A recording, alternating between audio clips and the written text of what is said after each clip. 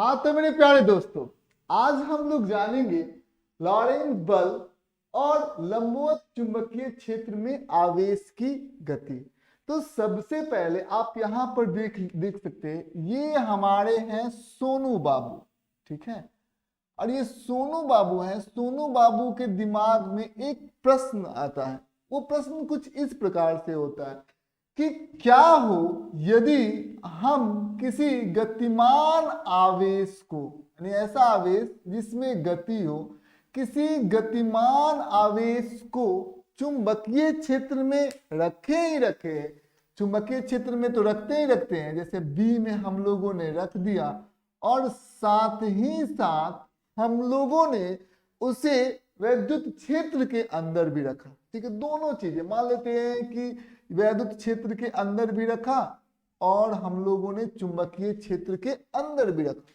तो सोनू ये सोच रहा है कि क्या होगा, क्योंकि यदि चुंबकीय क्षेत्र के अंदर किसी गतिमान आवेश को रखेंगे तो उस पर चुंबकीय बल तो लगेगा ही लगेगा, और साथ ही यदि हम लोग जो हमारा आवेश है उसको हम वैद्युत क्षेत्र के अंदर रखेंगे तब भी हमें एक बल लगेगा और वो वैद्युत बल लगेगा। तो यहां पर आप देख सकते हैं दोनों बल लगेंगे इस आवेश के ऊपर।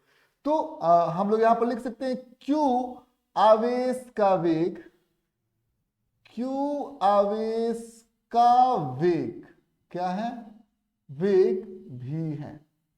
ठीक है, समझ में आ गई। ये बात आपको ध्यान से समझना होगा। Q आवेश को चुंबकीय क्षेत्र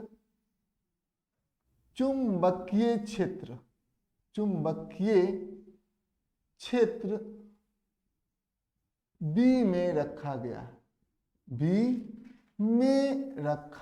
है, समझ में आ गया। ये बात आपको ध्यान से समझना होगा, B में रखा गया है, कोई दिक्कत की बात नहीं है।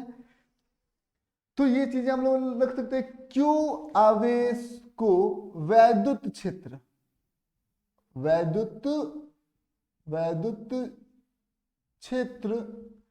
E में रखा गया है। तो ये दोनों हैं, वैद्युत क्षेत्र E में रखा गया। तो अब आते हैं यहाँ पर लॉरेंज साहब। उन्होंने कहा कि देखिए यहाँ पर चुंबकीय बल तो लगेगा ही लगेगा, साथ ही साथ यहाँ पर वैद्युत बल लगेगा। यहाँ पर दोनों तरीके के बल जो है वो लगेंगे। तो यहाँ पर यदि हम लोग लिखेंगे आवेश पर परिणामी बल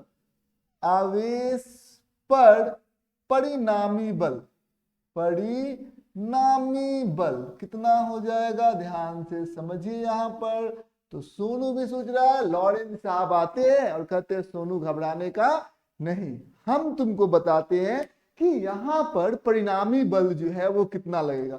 तो लॉरेंज साहब कहते हैं देखो सबसे पहले तुम किस बल के बारे में बात करोगे, चुंबकीय बल के बारे में बात करोगे। तो यहाँ पर चुंबकीय बल हम लोगों ने लगा दिया, और फिर यहाँ पर बात करें, सोनू से बता रहे चुंबकीय बल लगा दिया, अब यहाँ पर वैद्युत बल लगा दो। ठीक है, तो यहाँ पर वैद्युत बल भी लग गए, यहाँ पर दोनों बल जो है वो लग गए। यही आवेश पर परिणामी बल। चलिए आइए हम लोग समझते हैं। अब यहाँ पर जो चुंबकीय बल है, चुंबकीय बल का सूत्र क्या होता है हमें पता है, Q गुने V क्रॉस B। ठीक है, समझ में आ गया। ये बात आपका, ये क्या हो गया हमारा चुंबकीय बल, FM की जगह पर हम लोगों ने लिख दिया। जोड़ यहाँ पर हमारा वैद्युत बल लगेगा FE, वो किसके बराबर लग जाएगा, Q गुने वैद्युत क्षेत्र। ठीक है, समझ में आ गया। तो यही इस पर क्या लगेगा, परिणामी बल लगेगा, F नेट लगेगा, आवेश जो कि गति में है, और साथ ही साथ उसको हम लोगों ने चुंबकीय क्षेत्र और वैद्युत क्षेत्र दोनों के अंदर हम लोगों ने उसे रख दिया है। तो दोनों प्रकार का बल यहाँ पर लगेगा, समझ में आ गया। चलिए आइए हम लोग अब प्रश्नों को सॉल्व करते। मान लेते हैं कि यहाँ पर हमारे सामने आवेश है 10 कूलम का, 10 कूलम का आवेश है। इसका जो वेग है वो I कैप जोड़ J कैप के बराबर है। समझ में आ गया, ये हमारा वेग हो गया। अब साथ ही साथ इसको चुंबकीय क्षेत्र के अंदर रखा गया। तो चुंबकीय क्षेत्र जो है कुछ इस प्रकार से है, वो है 2i cap plus 3j cap. ये चुंबकीय क्षेत्र, ये वैद्युत क्षेत्र है, वैद्युत क्षेत्र में रखा गया। और जो चुंबकीय क्षेत्र है बी, उसको ध्यान दीजिएगा, समझ में आ गया, वो दिया हुआ है आपका 2i कैप जोड़ 2j कैप। ठीक है, समझ में आ गया। यहाँ पर दोनों क्षेत्र हमारे सामने दिए गए हैं। ठीक है, तो अब सबसे पहले हम लोग यहाँ पर चुंबकीय बल को निकालेंगे। तो चुंबकीय बल कितना लगेगा, इसको देखिए, चुंबकीय बल, चुंबकीय बल ध्यान दीजिएगा, ये बल जो है कुछ इस प्रकार से लगेगा। हम लोग सबसे पहले क्या करेंगे, Q गुने V क्रॉस V, यही ना चुंबकीय बल होता है जी। तो Q कितना है, Q हमारा दिया हुआ है 10 कूलम, और हमें निकालना होगा V क्रॉस V। तो सबसे पहले हम लोग V क्रॉस V के बारे में हम लोग बात कर लेते हैं यहाँ पर। तो यहाँ पर ध्यान दीजिएगा, V क्रॉस P को हम लोग कैसे निकालेंगे। सबसे पहले देखिए I कैप है, J कैप है, K कैप है। यहाँ पर हम लोग लिख सकते हैं क्या, V कितना है हमारा, I कैप जोड़ J कैप। तो यहाँ पर क्या लिखेंगे 1 1, और K कैप तो इसमें है नहीं, तो 1 1 0। फिर यहाँ पर B को देखिए, पहले V लिखा और फिर किसको लिखेंगे, B को लिखेंगे। तो B कितना है हमारा 2i कैप जोड़ 2j कैप, तो कितना हो जाएगा 2 2 0, हम लोगों ने ऐसे लिख दिया। फिर हम लोग क्या करेंगे, i कैप को हम लोग ढक देंगे। ठीक है, i कैप को हम लोगों ने ढक दिया, कुछ इस प्रकार से i कैप को ढक दिया।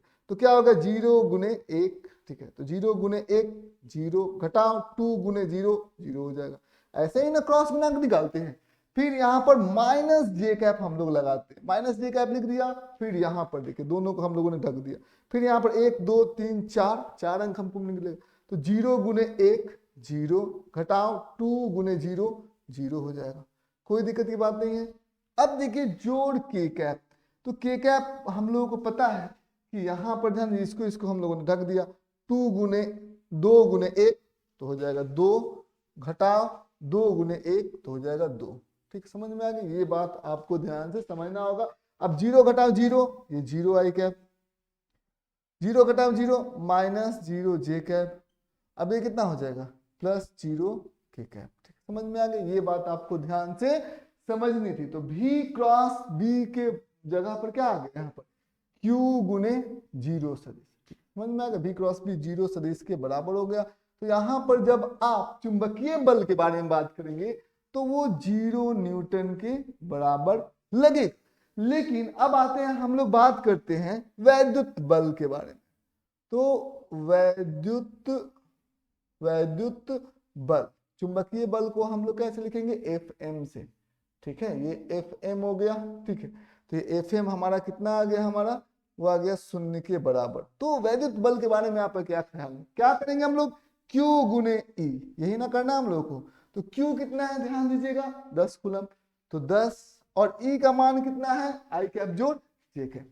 तो I कैप जोड़ J कैप, ये हो गया हमारा। क्या करेंगे हम लोग 10 गुने I, 10 I कैप जोड़ 10 गुने J कैप 10 J कैप। ठीक, समझ में आ गई, ये हमारा क्या मिल गया, हमारा वैद्युत बल मिल गया। तो यदि हम लोग लॉरेंज बल के बारे में बात करेंगे, लॉरेंज बल जो है हमारा कितना हो जाएगा, यहाँ पर ध्यान दीजिएगा। तो हमको पता है ही कि दोनों बल का सम, दोनों बल को जोड़ेंगे, क्या जोड़ेंगे, सबसे पहले चुंबकीय बल के साथ यदि हम लोग वैद्युत बल को जोड़ देते हैं तो हमें मिल जाता है लॉरेंज बल। तो ये लॉरेंज बल हमारा कितना हो जाएगा, वो हो जाएगा 0 प्लस 0, 10 आई कैप जोड़ 10 जे कैप। तो ये कितना है, ये 0 है जोड़ 10 आई कैप जोड़ 10 जे कैप। ठीक है, समझ में आ गया, ये कितना हो गया 10 आई कैप जोड़ 10 जे कैप, कोई दिक्कत की बात नहीं है। ये हो गया हमारा लॉरेंज बल। ठीक है, तो ये हम लोगों का टॉपिक कंप्लीट हुआ। सबसे पहले हम लोग इसे मिटाते हैं।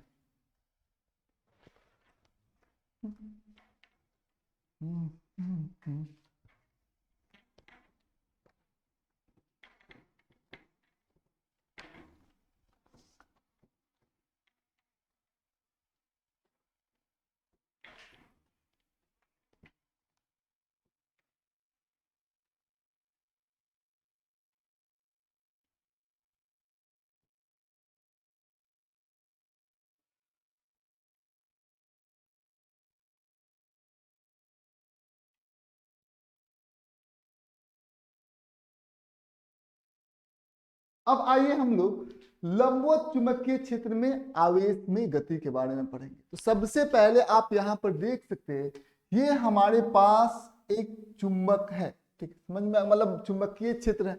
तो हम लोगों ने चुंबकीय क्षेत्र कुछ इस प्रकार से लिख दिया। तो ये चुंबकीय क्षेत्र कहाँ है? अंदर की तरफ है, ठीक, समझ में आ गया, अंदर की तरफ है, ठीक। अब देखिए चुंबकीय क्षेत्र हमारा अंदर की तरफ हो गया। सबसे पहले यहां पर हम लोगों ने एक आवेश को ले लिया, मान लेते हैं Q आवेश है और इसका वेग जो है वो v के बराबर है, ठीक है, समझ में आ गया। ये चुंबकीय क्षेत्र के अंदर हम लोगों ने इसे लिख रख दिया। तो क्या इस पर बल लगेगा क्या? देखिए मोनू को समझ में नहीं आ रहा है कि बल जो है वो किस दिशा में लगेगा। आप लोग इसे बता सकते हैं क्या मोनू को कि बल किस दिशा में लगेगा? तो ध्यान दीजिएगा, यहाँ पर देख सकते हैं कि बल का दिशा हम लोग समझते हैं। यहाँ पर हम लोग क्या, फ्लेमिंग का बाएं हाथ का नियम आप लोगों को तो मालूम है ही, ये हो गया हमारा तर्जनी। तो तर्जनी जो है वो किधर होती है? चुंबकीय क्षेत्र की ओर होती है। तो ये चुंबकीय क्षेत्र की ओर हम लोगों ने कर दिया। साथ ही साथ आप देखिए ये क्या, जिधर वेग होगा, और क्योंकि ये धनात्मक आवेश है तो जिधर वेग होगा उधर ही हम लोग मध्यमा को भी रखेंगे। तो ये मध्यमा इधर हो गया, समझ में आ गया। तो यहाँ पर आप ध्यान देते हैं, यहाँ पर हम लोग एक काम करते हैं कि जो मतलब आवेश हम लोग यहाँ पर, तो मध्यमा को हम लोगों ने इस दिशा में रख दिया। तो इस पर जो बल लगेगा वो किधर लगेगा? ऊपर की तरफ लगेगा, कोई दिक्कत की बात नहीं है। तो बल ऊपर की तरफ लगेगा, ठीक है। तो हम लोग एक सर्कल बनाएंगे, ये बल ऊपर की तरफ लगेगा, इसको हम लोग थोड़ा सा नीचे लिख देते हैं, क्यू भी। क्यों हम लोगों ने नीचे लिखा? सोनू पूछ रहा है। नीचे हम लोगों ने इसलिए लिखा क्योंकि यहाँ पर यदि गोल गोल वृत्त बनाएंगे तो ऊपर चला जाएगा और फिर दिक्कत हो जाएगा। तो हम लोगों ने वही काम किया लेकिन नीचे काम कर दिया, ठीक है, समझ में आ गया। अब सोनू को सॉरी बोलते हुए हम लोग आगे बढ़ जाते हैं। तो आगे हम लोग जब बढ़ते हैं तो हम लोग यहाँ पर देखते हैं कि इस पर बल लग गया। तो बल कहाँ लगता है? केंद्र की तरफ। और ये बल और वेग आपस में क्या है? लंबवत है। तो लंबवत है तो वो क्या करेगा? बल वेग के दिशा में परिवर्तन लेके आएगा। तो परिवर्तन कर रहा है और ये कहाँ जाएगा? ये जाएगा एक वृत्त में, ठीक, समझ में आ गया। इस वृत्त में ये जाएगा, ये इसका त्रिज्या हो जाएगा, समझ में आ गया। यहाँ पर वृत्त आप लोगों को अच्छे से बनाना है। तो वृत्त हो गया, ये वृत्त का केंद्र हो गया, त्रिज्या हो गया। त्रिज्या किसके बराबर हो जाएगी? आर के बराबर हो जाएगी, समझ में आ गया। ये बात आपको ध्यान से समझना होगा। यहाँ पर इसका कुछ द्रव्यमान भी होगा, ठीक है, स्मॉल m होगा, ठीक है। तो यहाँ पर सबसे पहले हम लोग लिखते हैं Q आवेश का द्रव्यमान, Q आवेश का द्रव्यमान कितना है? द्रव्यमान स्मॉल m है, कोई दिक्कत की बात नहीं है। इसका वेग भी है, इसका वेग कितना है? वेग भी है। तो ये बात आपको ध्यान से समझना होगा। इसका त्रिज्या कितना है? इसका त्रिज्या, ठीक है, त्रिज्या के बारे में हम लोग बात करेंगे। त्रिज्या स्मॉल r है, ठीक है, समझ में आ गया। इसका त्रिज्या जो है वो स्मॉल r के बराबर है। तो जब हम लोग बल के बारे में बात करेंगे, F के बारे में बात करेंगे, तो कितना हो जाएगा? m, ठीक है, m गुने v का वर्ग कर देंगे, बटा क्या कर देंगे हम लोग? r, ठीक है, mv स्क्वायर बटा r।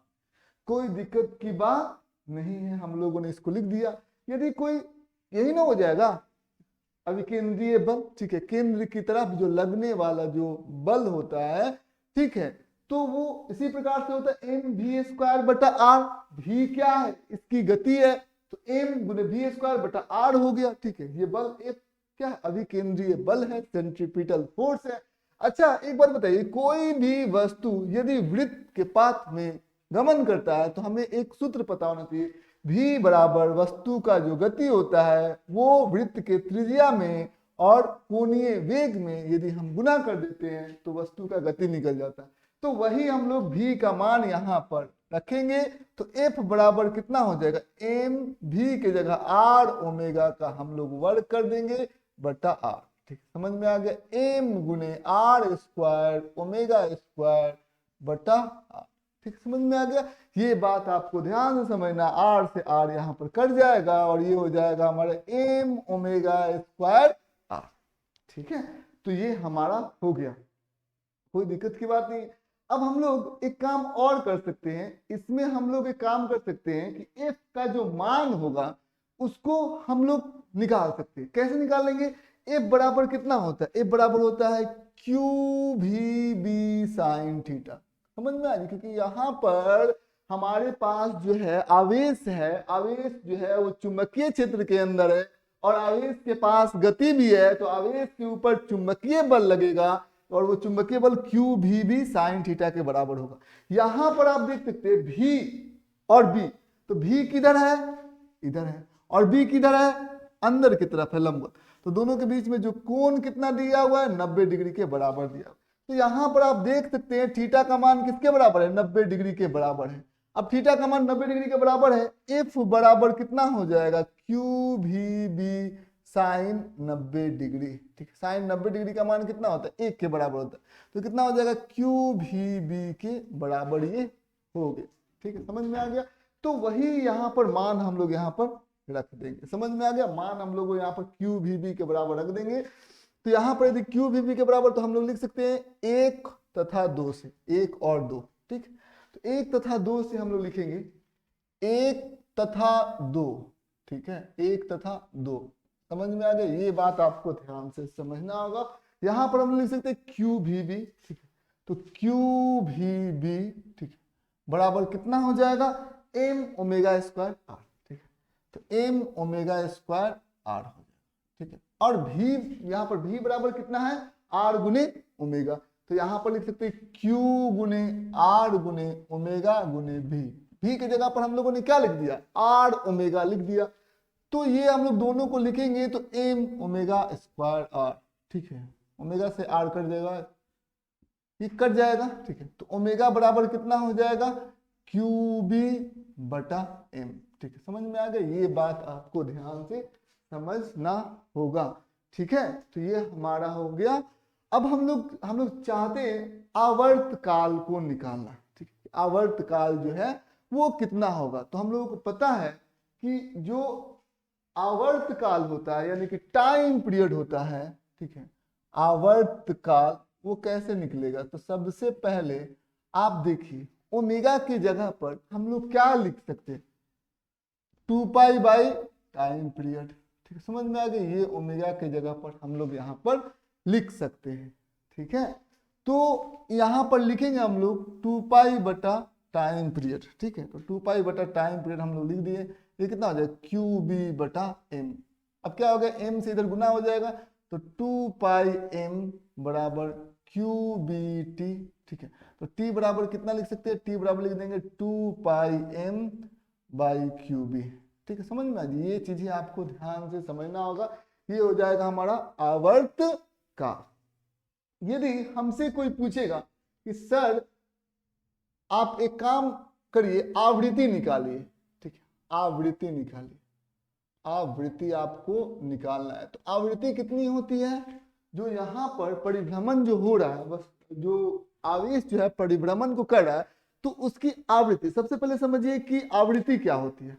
आवर्त काल तो आप लोगों को समझ में आ गया, क्योंकि एक बार चक्कर लगाने में जो आवेश को समय लगा, उस समय को हम लोग आवर्त काल कहते हैं। और आवृत्ति का मतलब क्या होता है? आवृत्ति का मतलब ये होता है कि 1 सेकेंड के अंदर जितना बार ये चक्कर लगा लेगा वही उसकी आवृत्ति होती है। समझ में आ गया? तो ये बात आपको ध्यान से समझना होगा। तो इसको हम लोग आवृत्ति को ऐसे निकाल देंगे। देखिए, टी सेकेंड में कितना बार चक्कर लगाएगा? 1 चक्कर लगाएगा। समझ में आ जी? तो 1 सेकेंड में इधर टी से भाग लगा दिया, इधर भी टी से भाग लगा दिया। तो यहां पर ध्यान दीजिएगा, 1 सेकेंड में कितना चक्कर लगाएगा? 1/t। समझ में आ गया? तो 1/t क्या हो जाएगा? यही हमारा आवृत्ति हो जाएगा। कोई दिक्कत की बात नहीं है। तो ये 1/t हमारा आवृत्ति हो गया। तो आवृत्ति यदि हम लोग निकालेंगे तो कितना हो जाएगा? 1/t। टी के जगह पर हम लोग क्या लिख सकते हैं? 2 pi M by Q B. 2 pi M by Q B.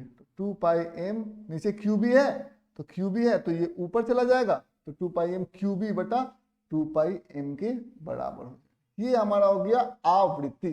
समझ में आ गया? तो ये दोनों हम लोगों ने समझ लिया। चलिए अब हम लोग कुछ प्रश्नों को सॉल्व करेंगे।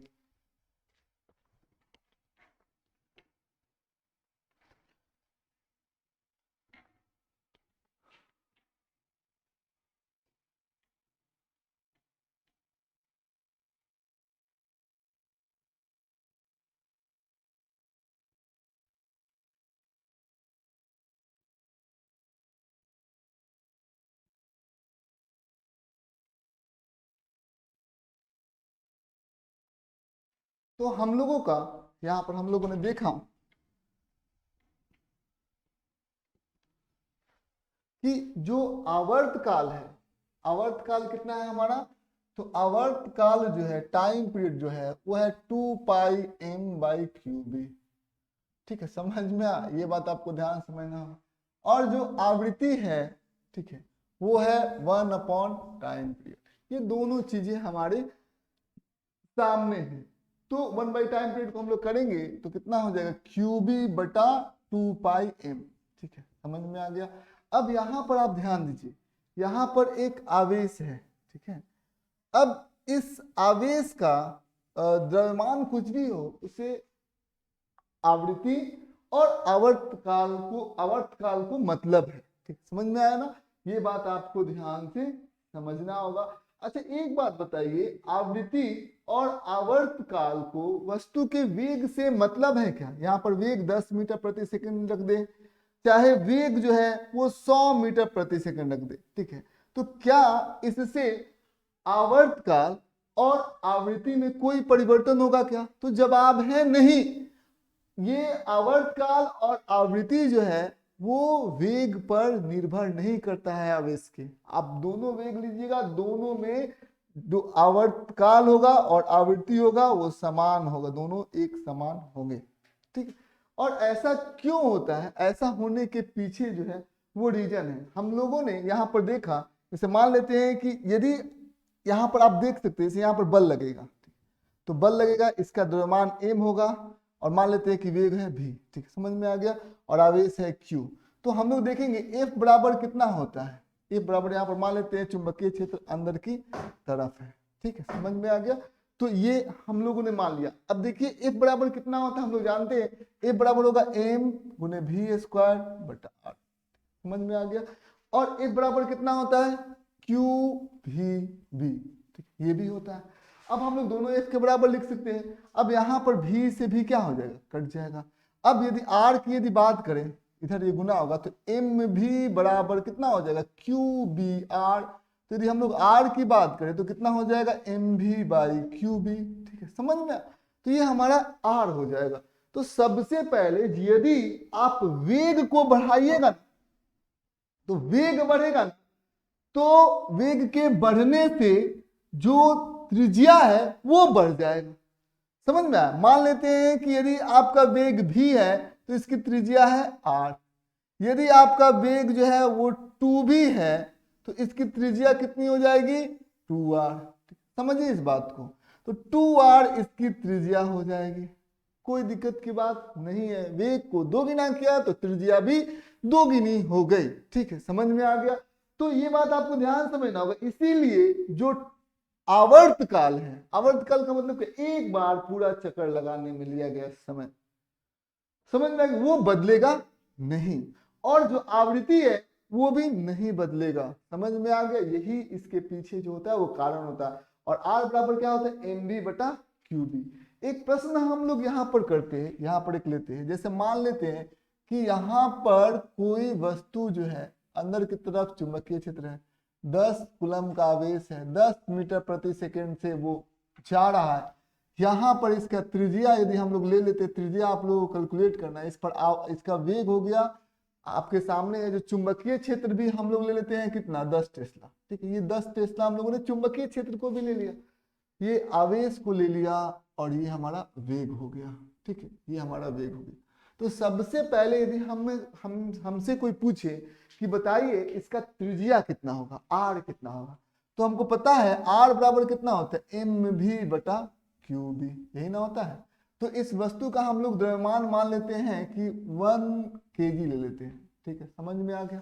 तो mv बटा qb होता है। तो r यहाँ पर देख सकते हैं, r की जगह पर हम लोग m कितना है 1 kg, 1 गुने v कितना है 10 मीटर प्रति सेकंड, बटा q कितना है 10 कूलम, qb कितना है देखिए यहाँ पर वो 10 टेस्ला के बराबर है। ये कट गया तो ये 1/10 मीटर जो है वो इसका त्रिज्या आ गया।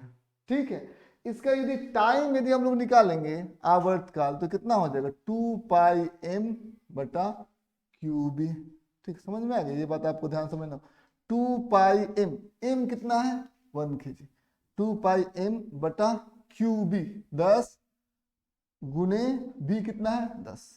तो ये आपको ध्यान से समझना होगा, ये इसका टाइम पीरियड हो जाएगा, आवर्त काल हो जाएगा।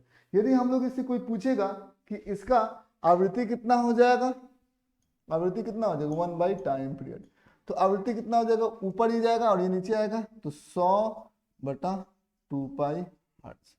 ठीक, समझ में आ गया, यही इसकी आवृत्ति हो जाएगी। उम्मीद करते हैं आज का क्लास इंफॉर्मेटिव रहा होगा। बस आज इतना है।